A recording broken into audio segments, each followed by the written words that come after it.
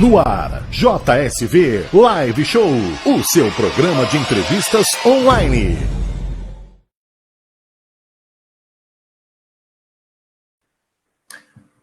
Boa noite a você, internauta da Rádio JSV. Começa agora mais um JSV Live Show. Obrigado a você que está sempre conosco, sintonizado, conectado nas nossas plataformas, tanto no nosso site, radiojsv.com.br, também no nosso Facebook, facebook.com/JSV News, também no nosso canal do YouTube, no JSV News. E sempre nas quintas-feiras, trazendo assuntos e convidados especiais, importantes para que você fique bem informado, para que você participe, se interaja, tenha conhecimento de temas importantes. E vamos falar a respeito de suicídio. É um assunto delicado, é um assunto difícil de se falar, mas é necessário que se haja a discussão, o debate, a reflexão a respeito desse tema. Ainda mais no mês de setembro, em que vivenciamos o Setembro Amarelo, que é uma maneira de designar a importância de se refletir e de se entender o que é o suicídio. E para falar mais a respeito desse tema, eu vou conversar com a psicóloga, que é especialista nesse assunto, em suicídio, na suicidologia, que é uma vertente que estuda as causas e efeitos em decorrência desse ponto, que é a Karina Fukumitsu. Karina, prazer tê-lo conosco aqui na JSV, uma boa noite a você. Boa noite, Bruno. O prazer é todo meu, satisfação em que vocês estão e parabenizo o programa para a gente poder falar sobre o assunto que merece a nossa atenção. A Karina, que é uma expoente nesse assunto aqui no Brasil, que começou a ganhar corpo em termos de estudos na academia e também nos meios da psicologia há pouco tempo. E, Karina, a gente, claro, acaba buscando informações e lendo a respeito da história dos nossos entrevistados, e essa história é bem marcante, é bem profunda, e é bem importante também os nossos internautas entenderem um pouco como que surgiu a sua relação com esse tema. Você pode falar um pouquinho para nós a respeito disso? Posso sim. Na verdade, toda a minha história na suicidologia, que aqui no Brasil não existe, né? Esse termo é muito comum nos Estados Unidos, onde eu fiz o meu mestrado, mas a suicidologia começou a ser apresentada para mim com os meus 10 anos de idade. Né? E aí, assim, com as várias tentativas de suicídio da minha mãe, e que nos levaram, eu e minha irmã, nos levaram a ter experiências extremamente espinhosas, dolorosas, porque muitas vezes que a gente socorria minha mãe, 2 crianças, você imagina, a gente levava minha mãe no pronto-socorro e a gente ouvia barbáries assim, Dona Ioko, a senhora não tem o que fazer, a senhora só fica tentando se matar, insistindo em fazer com que a gente perca tempo com a senhora, até o ponto que eu ouvi, né, Dona Ioko, a próxima vez a senhora tenta de um jeito mais eficaz para fazer com que a gente não perca tempo com a senhora. Obviamente, naquele momento, com 10 anos, eu não tinha, né, uma consciência que eu tenho agora. Então, a partir desse momento, mas criou uma ferida tão grande a ponto de eu imaginar que eu gostaria, quando eu crescesse, né, que eu gostaria de trabalhar nessa área da saúde. E aí, então, eu escolhi ser psicóloga, escolhi também e tracei, né, meu sonho sempre foi ser professora, psicóloga e supervisora de casos clínicos, portanto, psicoterapeuta. Então, eu galguei, né, os meus títulos para considerar, né, considerando que eu precisava ocupar um lugar na academia, no mundo acadêmico, que eu pudesse ter espaço para falar sobre isso. Então, eu fui na graduação, fiz o meu mestrado, comecei a dar aula em uma faculdade de psicologia, para trazer, então, volta e meia, obviamente, a minha matéria não era sobre manejo do comportamento suicida, mas eu sempre trazia os temas sobre a morte, sobre o morrer, do processo de luto. Até que eu ingressei no doutorado com o objetivo de trabalhar com luto por suicídio. Dessa forma, eu consegui ampliar o escopo da minha pesquisa. Continuei também cuidando da pós-venção no meu pós-doutorado, e hoje eu assumo um lugar de coordenadora de uma pós-graduação em suicidologia na Universidade Municipal de São Caetano do Sul. que para mim foi um sonho de consumo de uma menina de 10 anos que hoje tem uma concretização de habilitar várias pessoas, não necessariamente da saúde, mas pessoas que têm a graduação, qualquer tipo de graduação, que se interesse pela temática da suicidologia. Então, hoje, Bruno, esse caminho de dor foi transformado muito num caminho de amor e de vocação pelo que eu faço, pelo acolhimento e pelo respeito e reverência que eu tenho pelo ser humano, que foi uma das coisas que eu mais percebi que não houve, né, essa consideração e esse respeito com minha mãe, principalmente. Karina, antes de nós aprofundarmos no assunto de uma maneira mais ampla, até para entender quais são as situações e quais são os cenários em que surge esse sentimento das pessoas em tirar a própria vida, gostaria que você falasse um pouco como foi a construção da sua personalidade crescendo numa situação como essa que você relatou, em que com 10 anos de idade, ao lado da sua irmã, você tinha que acompanhar a sua mãe que tentava tirar a própria vida. Como que foi a construção da sua vida baseada num ponto tão marcante e tão forte que é o suicídio? A construção, na verdade, foi lidar constantemente com uma desconstrução, né, daquilo que eu imaginava, que eu gostaria de ser, né? Então, eu, desde pequena, fui lançada num solo fragmentado, num solo árido, do qual fez com que, muitas vezes, eu também me tornasse uma criança e uma adolescente muito triste, muito desesperançosa, inclusive, e muito cética de que eu poderia, um dia, né, falar que eu sou feliz. Né? E eu sei que felicidade, e com isso eu desenvolvi que felicidade não é constante nem plena. Felicidade a lá Guimarães Rosa, né? São horinhas de descuido que acontece, né? Então a felicidade realmente, para mim, acontece em horinhas de descuido, porque eu aprendi a lidar com a vida tal como ela se apresentava. E isso criou uma forma de pensamento, até por antítese, né? Das atitudes da minha mãe que queria se matar, eu me tornei, principalmente durante a adolescência, eu acredito que isso me ajudou bastante, uma amante da vida.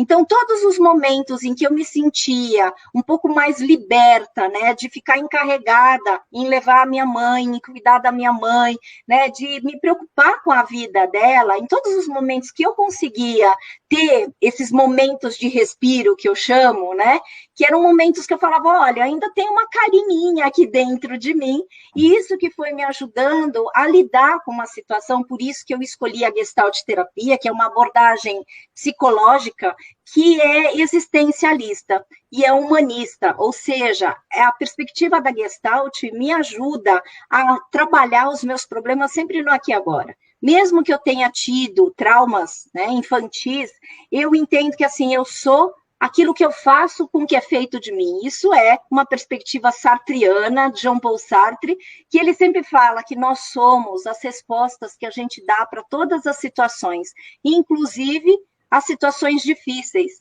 E aí, então, toda essa minha crença da Carininha, que se tornou a Karina hoje, né, ela teve uma construção de olhar para a realidade tal como ela se apresentava, mesmo que fosse horrorosa, né, mesmo que eu quisesse fugir dessa realidade, muitas vezes eu cresci nesse solo de insegurança, de crise mesmo. E talvez seja por isso que a vida me colocou na missão de lidar com gerenciamento de crises, porque hoje eu trabalho exatamente com gerenciamento de crises, sobretudo com situações que escolas ou instituições são impactadas pelos suicídios, de pessoas que, né, têm o convívio, de pessoas que amam.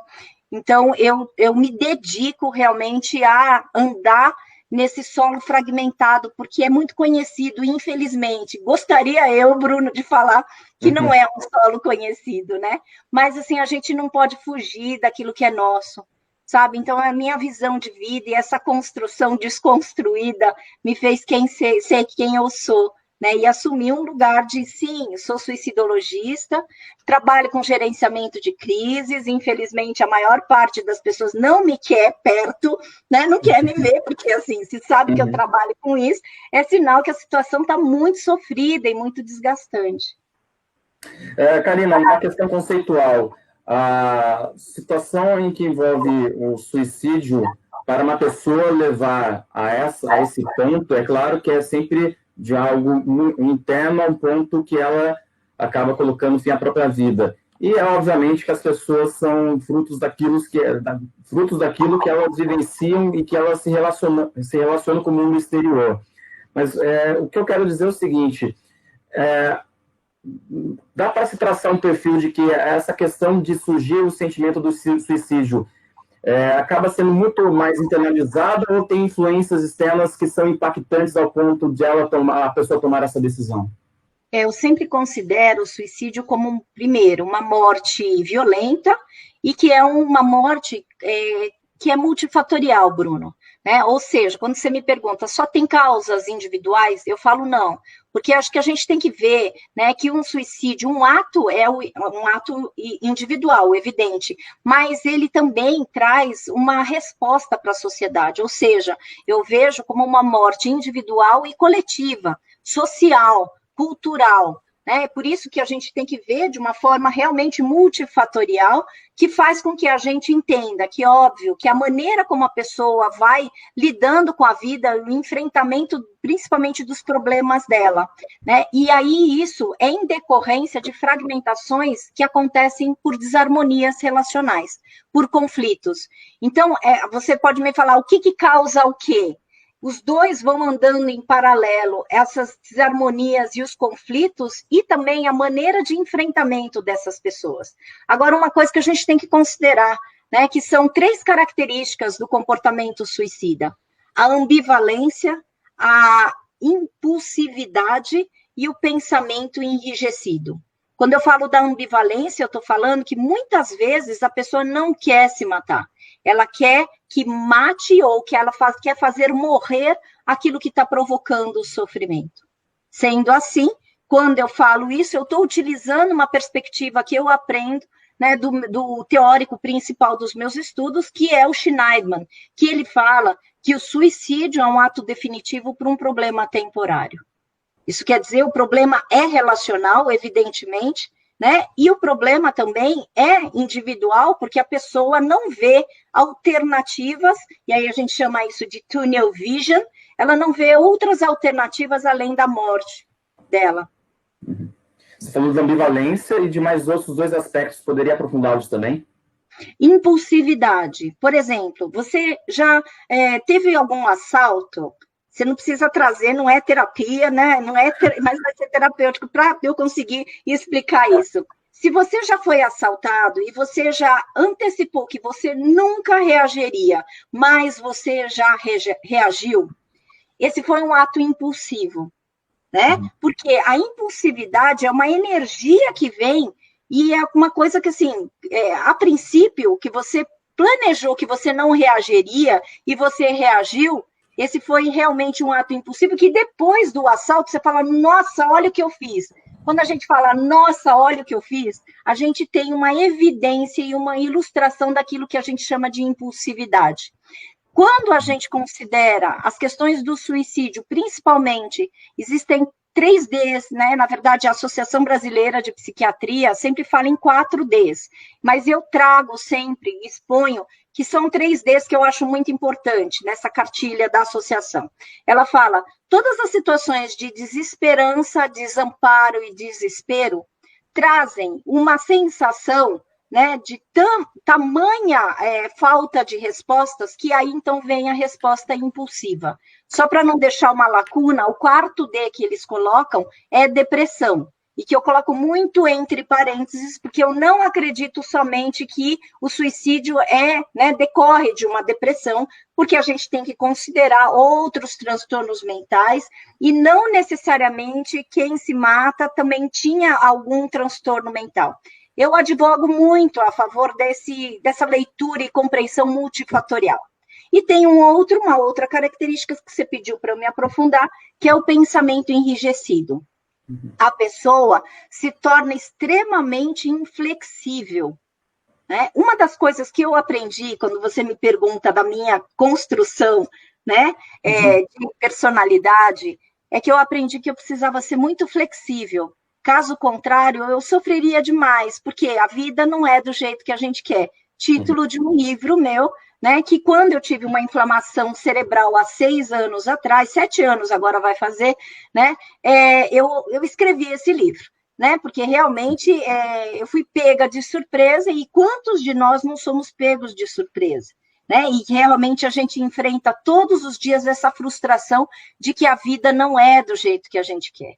Mas a vida pode ser transformada, e transformada na potência que a gente pode dar para ela, tanto dos nossos problemas e das nossas batalhas, quanto nas nossas potencialidades e maneiras de enfrentamento de um jeito mais harmônico. Ou seja, a pessoa que pensa em se matar, ela começa a se construir de uma forma extremamente enrijecida. Tudo vira ou sempre ou nunca. Tudo ou nada. Vida ou morte. Você percebe que fica muito maniqueísta a situação, ela não se dá uma certa flexibilidade de entender que a vida não é do jeito que a gente quer, ou do jeito que ela é, e aí, então, tem esse pensamento enrijecido que a pessoa sofre demais. Uma pessoa inflexível sofre demais a ponto de começar a criar aquele tunnel vision, que eu trouxe, que assim, é como se fosse uma luz no final do túnel que aparece, né, mas a luz é a morte, que aí então essa pessoa começa a vislumbrar na morte toda a solução, né, do sofrimento dela. Então é como se ela quisesse remover o problema e o sofrimento, só que ela se remove. E aí o suicídio é a única morte que a gente fala que existe um encontro entre a vítima e o algoz, né? Porque é no mesmo território, e esse território é muito singular. Aí, nesse sentido, a gente vê uma certa individualidade das mortes por suicídio, e uma das coisas que eu quero acrescentar. Quando acontece uma morte por suicídio, o que acontece normalmente no enlutado é que a gente tenta entender o porquê, né, a verdade, e eu costumo falar nas minhas intervenções, principalmente de pós-venção, que é, né, a ação que se faz para minimizar o impacto de um suicídio, é que a verdade vai embora com aquele que se foi. Porque isso provoca no enlutado, e principalmente quando a gente sabe que o pensamento tem um enrijecimento, essa pessoa que se matou não se permitia ajuda e ser ajudado. E aí isso é importante a gente saber, porque se a vida não era do jeito que essa pessoa queria, essa pessoa que se matou, né, e que consumou o suicídio, também para o enlutado, absolutamente não vai ser do jeito que ele gostaria, porque é óbvio, ninguém gostaria de viver o impacto por suicídio. Karina, tem situações que são muito conhecidas na história da humanidade em que o suicídio se tornou presente. Eu me venho duas em mente, uma de forma estudada até nos bancos de escola, que era dos pilotos kamikazes japoneses na Segunda Guerra Mundial, que simplesmente tiravam a vida ao direcionarem os aviões da Força Aérea Japonesa em navios norte-americanos no Pacífico, né, durante a Segunda Grande Guerra.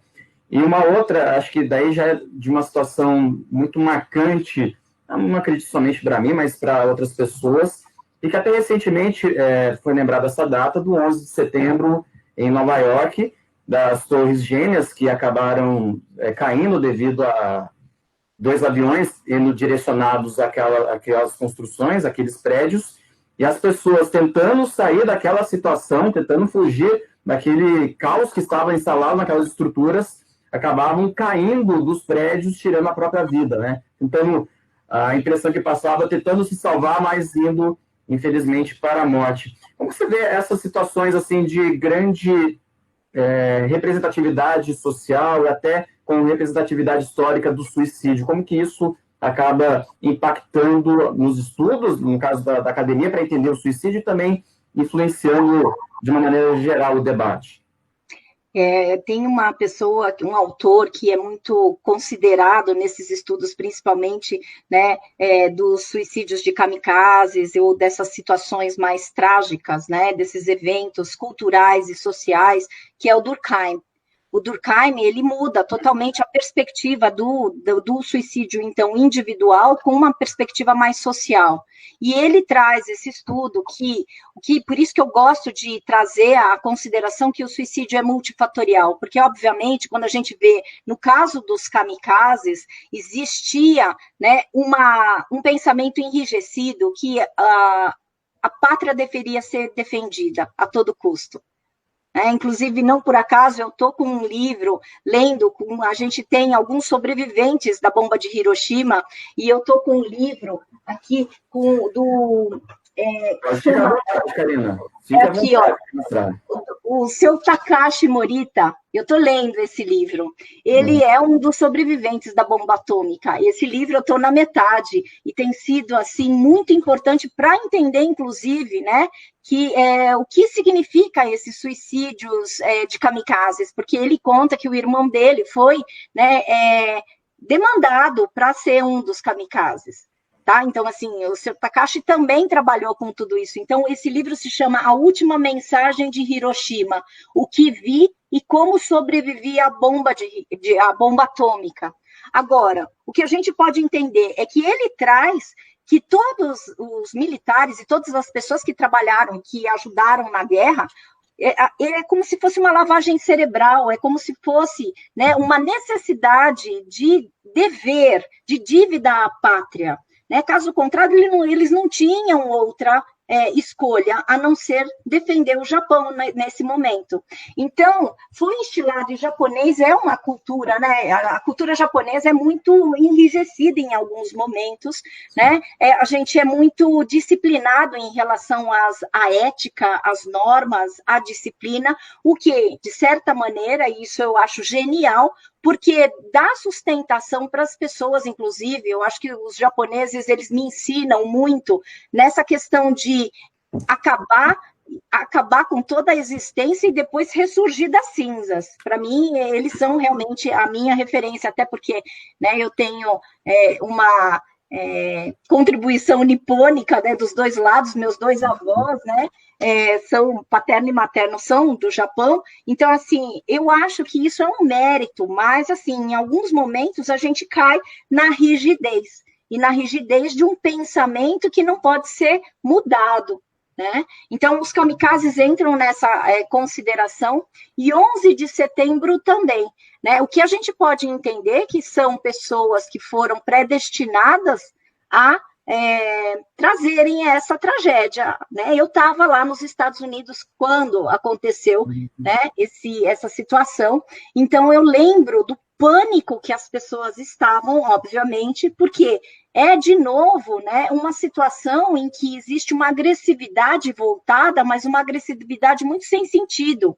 E, né, desespero para logoterapia significa sofrimento sem sentido. Então, você percebe que, assim, o desespero e o pânico... E um dia eu estava ouvindo um teórico que se chama Wazel Fiz, ele faz o estudo do mapa da violência dos jovens, e ele falou uma coisa muito interessante, que aí, então, cabe nessa hora que você me pergunta, para a gente compreender um pouco desses dois fenômenos, né? Desses dois acontecimentos. Ele fala assim, que em sociedades que têm muita agressividade e homicídio, a tendência é que os números de suicídios sejam menores e vice-versa. Eu achei muito interessante porque, numa perspectiva de manejo do comportamento suicida, o que eu entendo e eu falo, quando não há explosão, há implosão. Ou seja, o que está em jogo é esta agressividade e a direção para onde a gente coloca a agressividade. Nos homicídios, a agressividade e a violência se volta para o outro. No suicídio, aquela agressividade e aquela violência se volta contra a própria pessoa. Então, você percebe que eu entendo esses fenômenos, né? Porque 11 de setembro foi uma investida que a gente pode ver do ponto de vista dos homens que né, atacaram, os homens bombas, os homens que foram lá nos prédios, né? Ou a gente pode perceber na perspectiva daquele que foi vítima. E que, assim, muito sem sentido, a gente vai recebendo a agressividade, né? Sem explicação. Então, você percebe que eu acho que é uma direção e uma compreensão de para onde se volta a agressividade humana. E a gente tem potencial tanto da gente se fazer mal, quanto a gente fazer mal para o outro, né? Isso né, faz parte, infelizmente, né, faz parte do nosso kit existencial, né?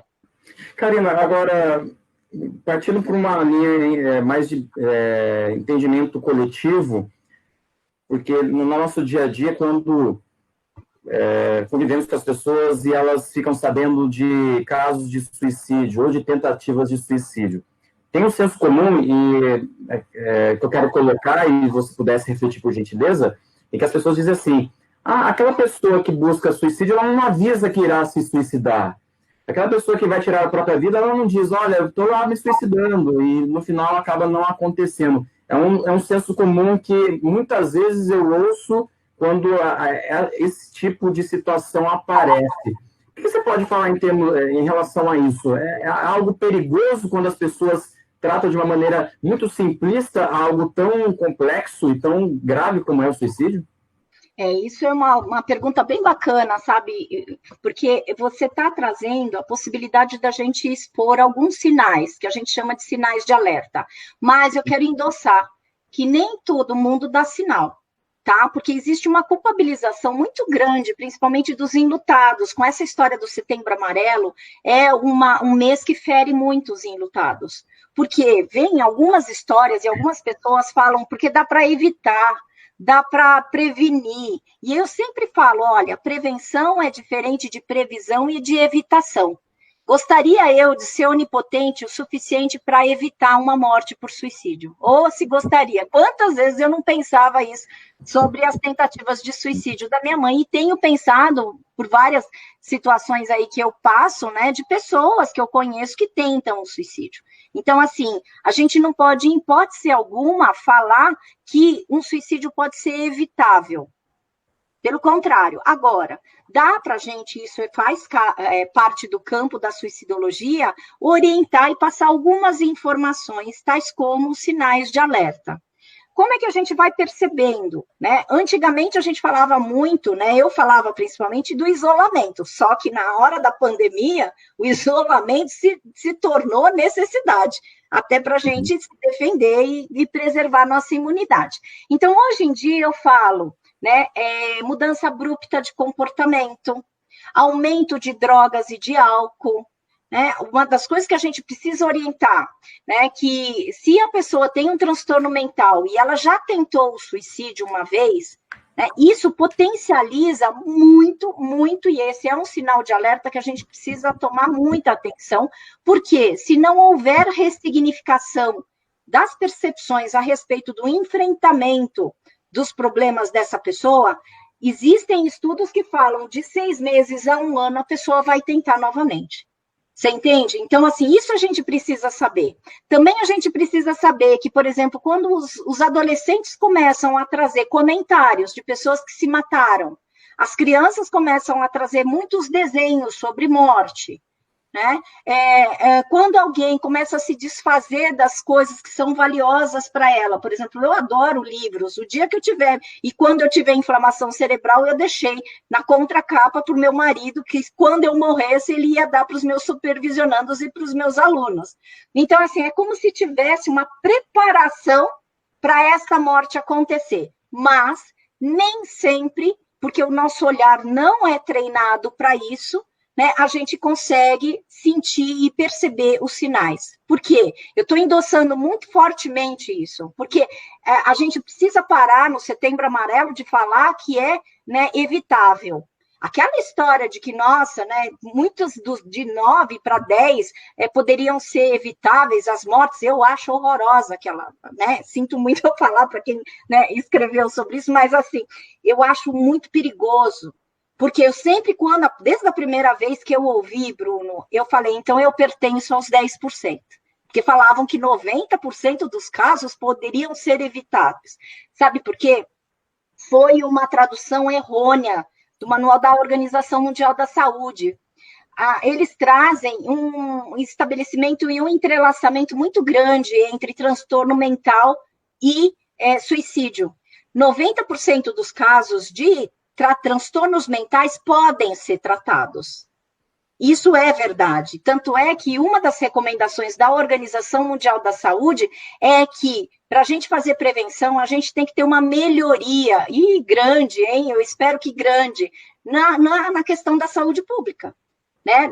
Nos encaminhamentos, né? Nesses acolhimentos. Quer dizer, quando a gente tem um sistema de saúde deficitário, obviamente, os números vão aumentar de suicídio, porque os tratamentos não aconteceram como deveriam acontecer. Karina, me vem em mente uma situação que eu lembro que aconteceu quando eu tinha por volta de 14 a 15 anos, perto de casa, aqui em Taubaté, tem uma rede de postes, não postes, mas de suportes de energia elétrica por toda a avenida perto de casa. E numa sexta-feira de manhã, uma movimentação muito grande, era um dia de bastante calor, vi uma movimentação perto de casa e saí. E quando eu vou até a avenida, me deparo com muitas pessoas observando um homem que subiu aquela torre de energia, ficou até a sua extremidade e tentava tirar a vida. E a Corpo de Bombeiros, Polícia Militar estavam presentes para evitar que aquilo acontecesse. E o que chamou a atenção é que algumas pessoas, não sei se não gostaria de rotular, mas não sei se seria esse de algo jocoso, irônico, banal, pedindo para que aquela pessoa caísse, se jogasse daquela torre. Como que você vê essa questão das pessoas muitas vezes lidarem da morte com tal banalidade que às vezes há desejo para quem está buscando tirá-la, e nessas situações que se torna pública, porque muitas pessoas acabam ficando ali em torres de energia, em pontes e viadutos, tirando a vida. Como que você vê essa questão da banalização da morte em uma situação tão grave como essa? Eu acredito que seja a banalização do sofrimento humano. E isso a gente tem. E quem faz isso, normalmente, é crime. Hoje a gente pode falar diretamente, quem incita um suicídio e tem esse tipo de fala é um criminoso. Porque hoje em dia a gente pode enquadrar, existem, né, considerações para você, inclusive que você está ouvindo isso, você não dá um sermão na pessoa, mas perguntar para a pessoa, escuta, você nunca sofreu? A ponto de pensar na morte, porque a diferença entre essa pessoa que está lá na ponte, essa pessoa que está lá nos fios, que essa pessoa que quer se matar e a gente, é muito tênue. Então, não faça aquilo que você não gostaria que fizesse com você. Eu sou muito brava com isso, né? Com essa situação. Eu não fico dando sermão para todo mundo, não, mas é crime. E a gente tem que ter uma consciência, principalmente aqui no Brasil, de que o suicídio não é mais crime. Né? Então, assim, por isso que a gente tem que evitar um termo que é cometer. O verbo cometer, ele está associado a crime ou a pecado. O suicídio não é considerado como crime, mas tem a lei dos humanos que julga muito. E nós, humanos, fazemos isso com destreza, se a gente permitir. Isso quer dizer que merece um certo respeito, porque aí eu me lembro, agora você lembrou dessa situação, eu me lembro do meu primeiro caso, né, que eu peguei de um adolescente, que eu estava atendendo esse adolescente e ele tentou o suicídio. E aí, os médicos o receberam, né, porque ele tinha tomado várias medicações, e o receberam, colocaram, né, fizeram a lavagem estomacal, e quando eu cheguei no hospital para visitar esse meu cliente, ele falou 15 anos, gente. Então, assim, ele chega e fala assim, o médico falou que eu precisava esperar mais tempo, porque era como se fosse uma punição, porque eu deveria ter pensado, nossa, mas eu fiquei tão brava, que eu cheguei para o médico e falei assim, eu espero que o senhor não repita isso com mais nenhum adolescente, com mais nenhuma pessoa. Porque uma pessoa que já está em sofrimento intenso e angustiada por ter acabado de tentar, não é possível que uma criança de 15 anos que acabou de tentar o suicídio seja obrigado a ouvir o que ele ouviu do senhor, que é um profissional da saúde. O senhor merece, né, muito o meu respeito, porque o senhor é um profissional da saúde que escolheu ser médico. E se você escolheu ser médico, faça isso direito, por favor. Não julgue as pessoas que estão em sofrimento. né, intenso. Então, assim, na verdade, que eu estava brava, né? Porque eu, agora, assim, uma criança calada de 10 anos, hoje é uma mulher que fala mesmo. E eu entendo o suicídio, né, como um ato de comunicação de uma dor sentida e não consentida. E aí, sabe, Bruno, muitas vezes, quando a gente se depara com esse tipo de situação, que é uma ameaça maior, porque o preconceito, e eu falo que um dos meus maiores desafios enquanto suicidologista é tolerar a falta de sentido do outro e respeitar. Porque quando essa pessoa, inclusive que está em desespero, recebe um acolhimento e recebe um não julgamento, isso é um gesto que essa pessoa nunca esquece. E eu tenho comprovações, sabe, de pessoas que eu tive essa atitude e que eu honrei os sentimentos delas e que eu fiz questão de defender os sentimentos, porque a pessoa está tão em vulnerabilidade que ela não se protege. Então, ela precisa de aliados que a defendam. Por isso que cada vez mais eu acredito, né, que os grupos de apoio, eles servem para ser essa proteção, essa cerquinha, que a pessoa fica muito vulnerável. Então, a próxima vez, se houver, infelizmente haverá, porque não é praga, é uma situação concreta, né? Eu peço para que você me ajude a ser multiplicador desse respeito. E aí, às vezes, só para não ficar brigando com as pessoas, eu falo assim, o fácil é ser pedra, né? O difícil é ser vidraça. Porque quando você está em estilhaços, o que você mais quer é acabar com o teu sofrimento. Então, se você nunca passou por isso, não julgue, né? Então, assim, você viu que eu sou bastante bravinha com essa coisa, porque eu falei, escuta, vamos impor. E por isso que eu falo assim, não é só falar, é a gente ter atitude, sabe? Eu acho que eu realmente, assim, sou uma pessoa que eu escrevi um artigo no Jornal da USP que eu falo, prevenção e pós-venção devem ser práticas diárias. Não é só Setembro Amarelo, não é só, né, dia 10 de setembro. Não é, gente. A gente tem que fazer de janeiro a janeiro, porque respeito é tudo que a gente precisa, sabe? Eu acho que a gente precisa sentir mais gente, né? A gente tem que ter mais consciência de que todas as nossas atitudes têm impacto na vida das pessoas. E quando se tem um momento tão forte e especial de uma maneira negativa, é preciso ter muito, mas muito cuidado da maneira como as pessoas reagem, porque uma determinada situação pode ser estopim para algo bem mais grave. Agora, aliás, você falando e vendo à mente algumas situações, não é curioso, mas chama atenção, Karina. As pessoas, quando você fala da importância do poder público, no caso da rede de saúde pública, em ter esse cuidado especial, quem faz o primeiro contato com uma pessoa que está prestes a tirar a vida são bombeiros e policiais militares, né? E que coisa, policiais militares, muitas vezes, na rua, em situações de grave violência, tendo que, às vezes, tirar a vida de bandidos, diante de uma situação de crime. Quer dizer, a morte está ali muito presente na vida e eles tendo que tomar algumas atitudes que vão até contra um pouco o ambiente onde eles estão inseridos costumeiramente para orientar e evitar que uma pessoa tire a vida, né? Quando vem uma pessoa ali posta no viaduto, é um policial militar que muitas vezes vai lá para tentar convencê-la do contrário. Como você vê umas situações assim de pessoas que têm um ambiente profissional que tem essa dualidade? E é que acho que é importante numa situação como essa, né? Que às vezes é a primeira pessoa que tem que tomar uma atitude de prevenção e de orientação, né? Sim, e aí então eles se tornam grupos de vulnerabilidade. Os profissionais de segurança, eles Também, se tornam... Isso, eles são parte de grupos de vulnerabilidade. Tanto é que na grade curricular da pós-graduação eu tenho grupos de vulnerabilidade de profissionais da segurança.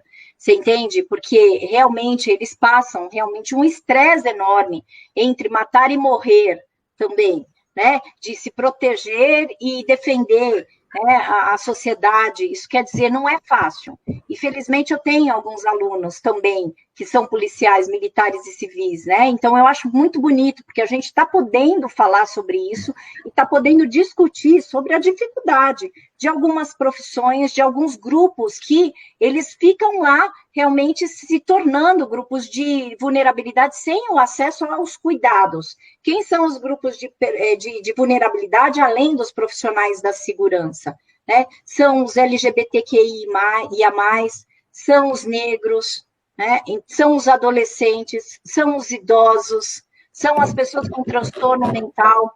Você percebe que são todas as pessoas, e aí tem mais grupos, tá? Que eu não mencionei ainda, mas assim, são todos os grupos que o que tem em comum é uma dificuldade de ter um locus de pertencimento para serem acolhidos nos seus sentimentos. E aí entra numa rotina frenética de defender e se autodefender, então isso acaba sendo um processo extremamente estressante, Bruno. Então é bom que você traga isso, porque os grupos, os profissionais de segurança merecem os nossos cuidados, porque eles também apresentam um alto número de suicídios. Você também falou a respeito da importância das redes sociais, das entidades em realizar a rede de proteção dessas instituições sociais para orientar, para prevenir. Eu gostaria que você falasse um pouco a respeito disso, até, por exemplo, acho que é uma referência no Brasil, pelo menos realiza um trabalho há bastante tempo, que é os CVVs, né, os Centros de Valorização da Vida. Como que você vê essas entidades, né, no caso dos CVVs, e até de instituições mais históricas, as igrejas, né, independente de qual for a denominação, como que você vê a função delas nessa situação toda do suicídio? Elas podem se tornar como as nossas redes de proteção. O CVV faz um trabalho esplêndido, infelizmente é o único aqui no Brasil que a gente pode falar que tem esse tipo de atuação. Né? O CVV ele tem mais de 50 anos, muito mais de 50 anos, eu não sei mensurar quanto tempo exato, mas assim, ele faz um trabalho que não é somente destinado para as pessoas que querem se matar. Porque o objetivo, através da abordagem centrada na pessoa, a ACP, né, que é uma escuta empática. Né? A dificuldade do CVV é que eles não podem fazer encaminhamentos. Então, mas eles fazem um grande, né, favor para a gente, em termos de sociedade brasileira, principalmente, porque eles dão essa escuta, que muitas vezes as pessoas que estão em sofrimento não encontram. Né? Lá nos Estados Unidos, quando eu fiz, né, o meu mestrado, tinha uma coisa que eu acho que é um sonho de consumo, que ainda eu espero que haja aqui no Brasil, que são os lugares, instituições e hotlines, que são números que a pessoa que está realmente em situação de vulnerabilidade, pensando em se matar, ela ligava, né, e ela não somente recebia a escuta, mas ela recebia o encaminhamento. E eu acho que a gente precisava progredir, né? Porque tem bastante que a gente chama de hotlines, que são lugares que as pessoas também podem acessar, que infelizmente ainda não se produziu esse tipo de trabalho. O que eu sei que tem um trabalho que está sendo desenvolvido pela Luciana Cohen, né, que é a diretora da SAP, e que é uma das maiores empresas de tecnologia, que é a mãe do primeiro caso de suicídio, lá do Colégio Bandeirantes, que eu fiquei encarregada de fazer o primeiro programa de pós-venção. Né? E aí, então, a Luciana transformou a dor dela em amor, e ela está desenvolvendo, né, tá muito bacana esse projeto que se chama Algoritmos da Vida. Ela faz, então, um rastreamento com todos os nomes e que as pessoas colocam lá, e ela, então, está buscando maneiras da gente fazer esses encaminhamentos. Então, assim, é um projeto que já está se tornando bastante, né, conhecido, e, assim, eu coloco muita esperança, porque aí a gente juntou, né, porque a Luciana se tornou também professora da minha pós-graduação, lá da suicidologia, porque ela tem um trabalho que ela desenvolve de saúde mental nas empresas. Então, você percebe que, assim, são todos os lugares que podem funcionar como redes de apoio. Quando você fala o CVV, felizmente a gente tem igrejas, a gente tem agora empresas, pessoas que, né, tomadas pela dor, que poderiam ficar paralisadas, estão fazendo a diferença. Então, hoje eu tenho na educação pessoas que trabalham com isso, eu tenho nas empresas também, né? Na saúde, você entende que assim, são várias áreas que a gente realmente precisa, né, se dedicar para fazer a diferença. E fazer a diferença é ofertar, pelo menos, esse acolhimento. E não precisa ser somente profissional da saúde. Sabe, isso que eu sempre trago, tanto é que, assim, eu tenho vários alunos e eles não necessariamente são psicólogos, são médicos, sabe, o que é bonito. Eu tenho jornalistas, eu tenho advogados, eu tenho historiadores, eu tenho donas de casa, eu tenho profissionais de segurança, você entende? Se a gente entender que, assim, todos se preocupam em oferecer acolhimento, é isso que talvez mude o nosso cenário brasileiro. Eu realmente espero e tenho muita fé, né? E eu vou até o resto da minha vida batalhar para que isso aconteça. Karina, até gostaria que você falasse um pouquinho da sua rotina, porque nós realizamos essa entrevista, ela está sendo gravada, porque a agenda da Karina é extremamente agitada, né? Muitos compromissos, graças ao seu conhecimento, ao seu domínio sobre esse assunto. E você tem uma maneira bem peculiar e, assim, pouco conhecida por muitas das pessoas se portarem frente ao público, por exemplo. Você sempre está descalça quando realiza uma palestra, quando apresenta as suas ideias. Fala um pouquinho sobre esses cuidados que você tem ao se apresentar, até para entendermos como você trata esse assunto, que eu achei muito legal, muito bacana. Bruno, isso aí foi uma promessa, e promessa a gente tem que cumprir, né? Porque quando eu tive a inflamação cerebral, eu perdi parcialmente os meus movimentos, e eu não era capaz de ficar sob os meus próprios pés. E para mim foi uma loucura, porque eu estava no meio do pós-doutorado, e também foi furtado temporariamente a ordem alfabética. Agora, você imagina, alguém que está num pós-doutorado não lembrar se A vinha antes de C ou B.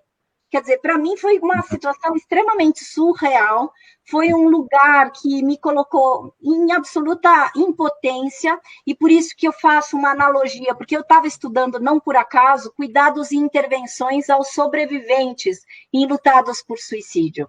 Né? E aí, então, eu precisei aplicar os cuidados e fazer intervenções para mim, que era uma sobrevivente. Hoje eu posso me considerar, tanto é que o meu talismã é uma árvore da vida e uma fênix, tá? Porque eu considero que eu ressurgi das cinzas. Só que eu falei para o Papai do Céu, se ele me desse bônus de tempo, né, eu o faria todas as vezes que eu relembrasse primeiro dos conhecimentos, porque não foi um investimento muito grande que eu fiz na minha vida, né? Para eu me tornar uma psicóloga, mestre, doutora, pós-doutora, sabe? Para eu poder ter um certo conhecimento, e eu não estou falando isso com arrogância, eu batalhei muito para poder falar sobre o que eu tenho falado, eu estudei muito, né? Para poder falar com certa propriedade. E aí, então, eu falei, não é possível, se eu estou esquecendo a ordem alfabética, eu vou esquecer de tudo. E eu sempre fui, né, quis ser psicoterapeuta. Então, eu prometi para o Papai do Céu, vamos fazer uma barganha aí, né, que a gente faz parte do processo de luto, né, a barganha.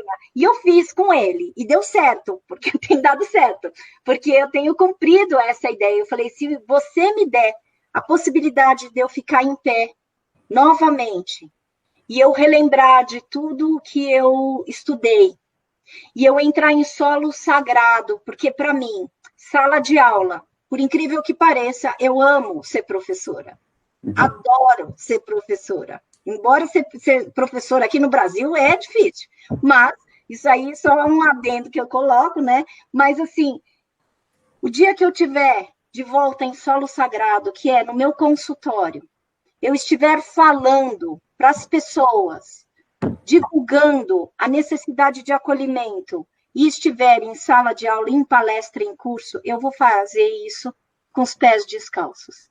Então, hoje, eu sou considerada como a educadora dos pés descalços, né?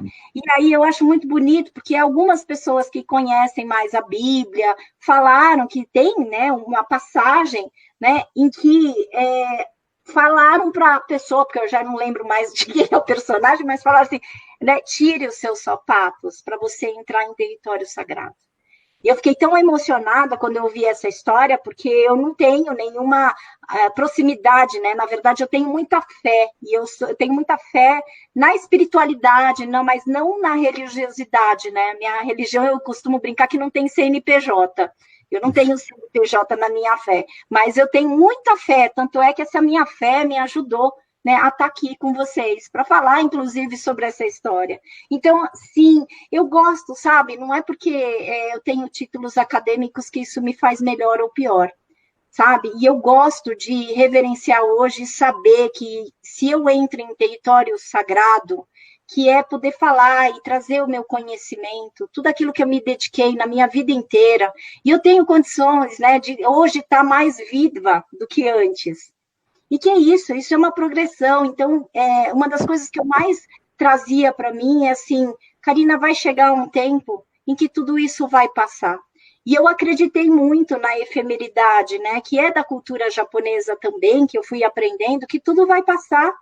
Né? A gente tem que entender que a gente tem que viver no aqui e agora, e se a gente ainda tem problema, vai passar. Assim como as nossas felicidades também, né? Que a gente quer agarrar e quer ter uma felicidade enorme, mas não rola, não. Né? Então é isso, sabe? Ser a educadora dos pés descalços me faz entender que eu preciso reverenciar a minha vida, porque eu ganhei bônus de tempo, Bruno. Né, a ponto de falar assim, eu tenho uma agenda insana, e as pessoas falam, Karina, como é que você consegue, né? Eu consigo porque eu amo muito o que eu faço. E eu sempre encontro, e vou encontrar oportunidades, né, quando eu for chamada, e para pessoas que me apoiam, né, me respeitam, eu vou sempre encontrar um espaço para estar divulgando essa necessidade da gente exaltar a vida e valorizar a vida. Ou seja, trabalhar com aquilo que a gente gosta é não trabalhar, né? E como você gosta da vida, você não trabalha somente por ela, você faz se existir nessa rotina junto com as pessoas, né, nos seus projetos. Karina, mais duas perguntas, infelizmente nosso tempo está se encerrando. Queria que você falasse um pouquinho da questão dos jovens e adolescentes que passam por esse sentimento de suicídio. E a gente vive um mundo cada vez em constante mudança, em constante transformação em vários aspectos, sejam sociais, tecnológicos, culturais. Como que você vê essa questão de tratar o suicídio com pessoas que estão buscando se encontrar na vida, né? E tem uma longa caminhada, e que assim que desejamos que tenha uma longa caminhada. Como que é o trabalho junto com elas e como perceber isso? Primeiro, a gente tem que... Essa foi uma informação que eu não tinha, mas eu recebi quando eu participei de um documentário do HBO, né? E aí o pessoal da produção trouxe esse estudo que eu achei extremamente interessante, que o nosso cérebro, ele tem um desenvolvimento para fazer escolhas a partir dos 25 anos.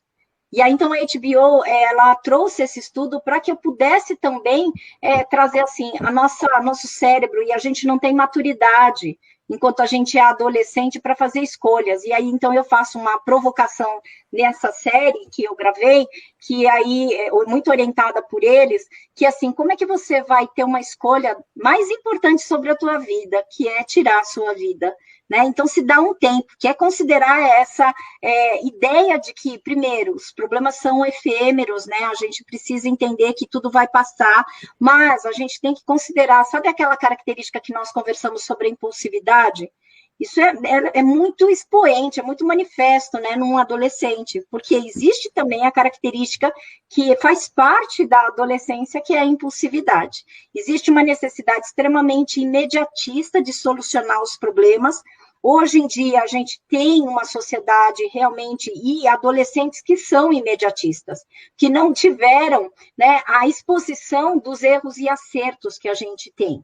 Né, que eu falo, os mais velhos, né? E aí, o que a gente precisa também estar entendendo, a nossa modalidade relacional mudou, e ainda mais agora na pandemia, mudou muito mais. Por quê? Se eu tenho uma desavença com alguém que eu não gosto, se eu estou jogando como adolescente e eu não gosto, eu dou bloqueio. Agora, no tete-a-tete, na interação, eu não posso bloquear ninguém. Gostaria eu de bloquear algumas pessoas, mas você percebe que o adolescente vive numa sociedade que ele não tem mais a interação, né? física durante muito tempo. Agora não tem mesmo, né, durante essa pandemia.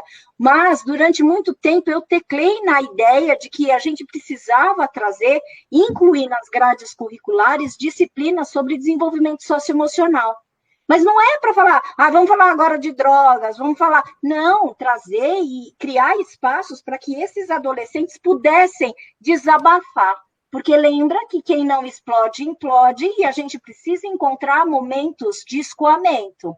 Então, a minha sugestão sempre, quando se trabalha com adolescentes, é criar momentos de escoamento, sabe? Porque hoje em dia eles estão cada vez mais embotados, mais virtuais, né, mais práticos na resolução dos problemas e dos conflitos relacionais, porque eu só bloqueio, eu não vejo mais a pessoa, e essa pessoa não vai ter mais acesso às minhas, né, ações também, que é assim, né? Agora, quando você quer sofrer, o adolescente vai falando, eu quero, então eu vou dar uma olhadinha lá, né, na rede virtual dele, né? Então, você percebe que, assim, a gente teve uma mudança muito grande, né, na construção, né, da nossa sociedade, principalmente dos nossos jovens.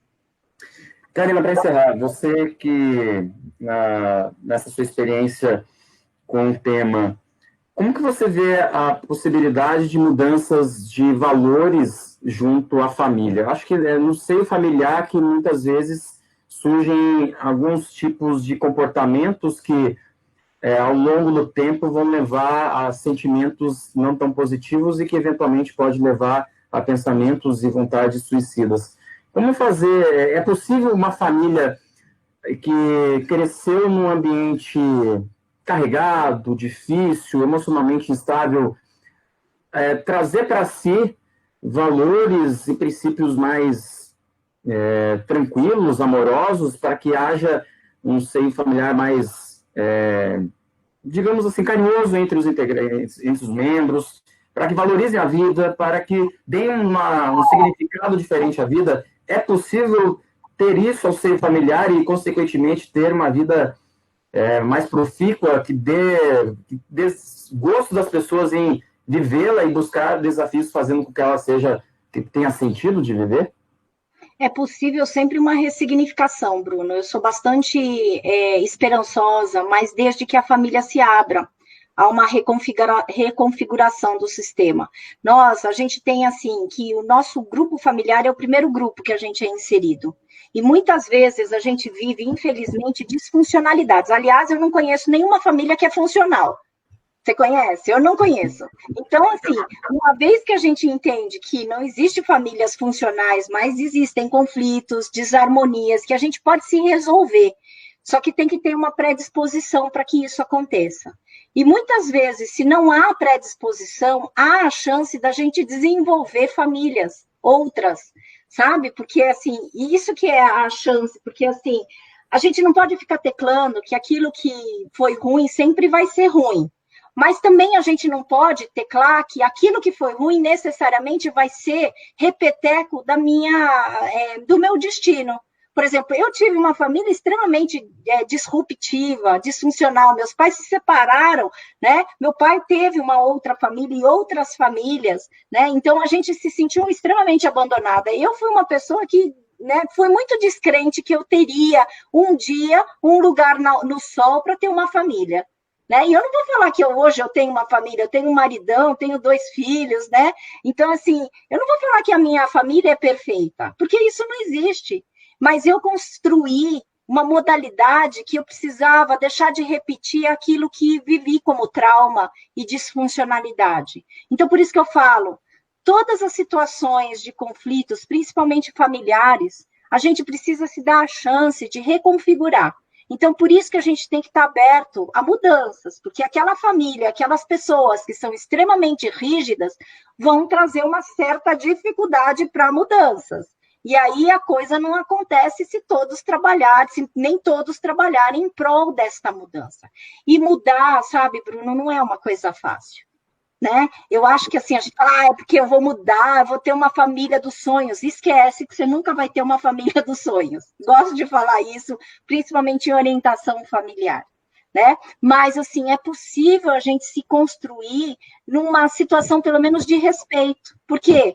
O que tem uma família? São as diferenças. Quando a gente aceita as diferenças, que não são nem melhores nem piores, a gente começa a aceitar e conviver com o outro.